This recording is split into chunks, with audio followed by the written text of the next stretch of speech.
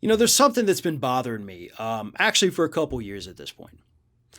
I've been in this industry for 17 years, right? Started in the first W. Bush administration, his first term.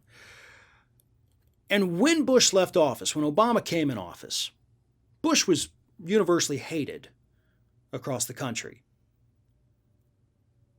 We knew that administration authorized what amounts to war crimes with their actions in the Middle East and in black sites all over the country. And we knew that Bush should have been prosecuted for this. And many called for that in the early days of the Obama administration. Obama chose to do nothing about it. And over time, the public forgot. Not just forgot, but they seemed to forgive him, especially when Trump came along.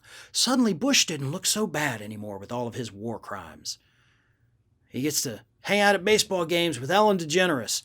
He gets to paint fun little pictures and talk about how bad the Republican Party has become, and everybody heralds him as a hero now, forgetting everything he did.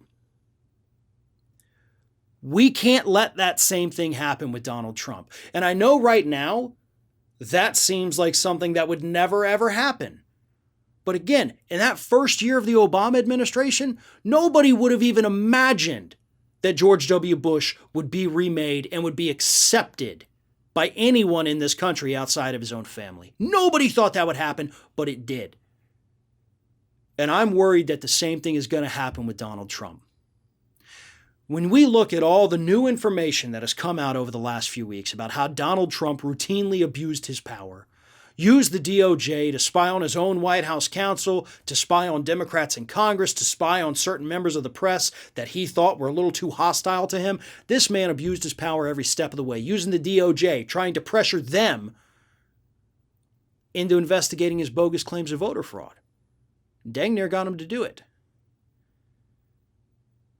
And that's just what we've learned in the last 2 weeks, folks. Since he left office. We can't forgive him for this. We can't forgive him for the January 6th insurrection. We can't forgive him for still spreading the big lie. We cannot forgive him for trying to pressure Ukraine. We can't forgive him for all of the obstruction of justice. We can't forgive him for the trade war. We can't forgive him for the anti-LGBTQ policies that he put in place. We can't forgive him for things like putting Betsy DeVos in there, Ben Carson, Andrew Wheeler, Scott Pruitt, Mike Pompeo. Trump gave us all that.